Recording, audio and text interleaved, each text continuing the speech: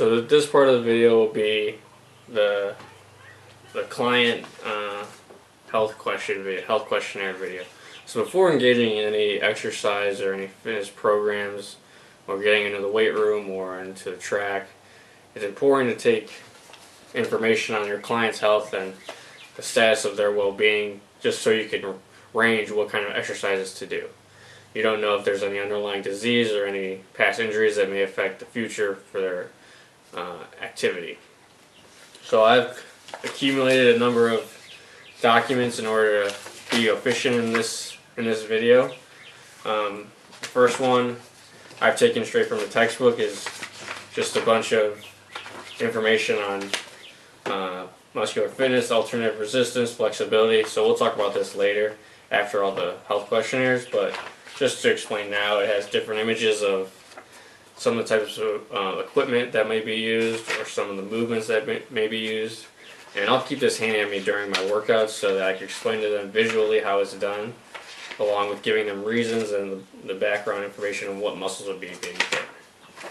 But for the questionnaire, the main one I'll be using is the Part Q Plus Physical Activity Readiness Questionnaire, and this is for everybody, so it's not specific to any age, range, or gender.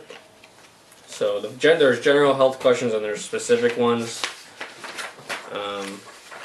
Inside there are more.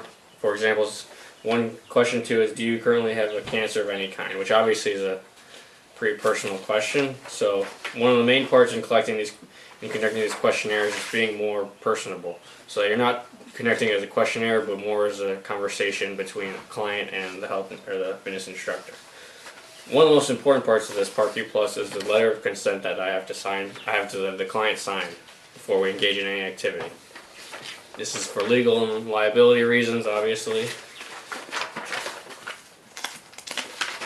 And I've collected a number of Part Q Plus so I can use them for the different clients. But instead of doing 6 different interviews with 6 different people, I'm just explaining the interview and the questionnaire process, and then I've accumulated and assumed standard weight training plans already for them, and certain conditions that have come with the conditions based on the assignments. Another one is from the textbooks, is the behavioral contract. This is one of the most interesting ones because you're trying to give the client goals for themselves, but not quantifiable goals. Well, actually more quantifiable goals. For example, things I will do to reach my goal, and this is for the client, not for me. Goal supporting activities, little things the client can do at their house just to get them mentally engaged in being active. And giving them barriers and countermeasures, making them recognize what kind of excuses or obstacles may be in their way. And then conducting a short-term goal, which is more fun than doing a long-term goal because short-term goals are more visible right away. Seeing results is very important to a client, obviously, and to the instructor to make sure that everything that's being conducted is efficient.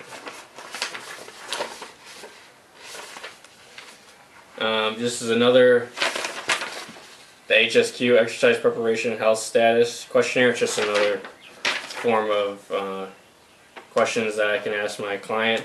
This is more basic. It just includes the basic client's information, such as their weight, height, gender, medical conditions, where they predict that their current and planned physical activity health level is,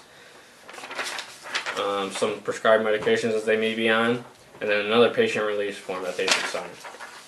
So anyways, I've already explained the questionnaire process, and now I have weight training plans that would be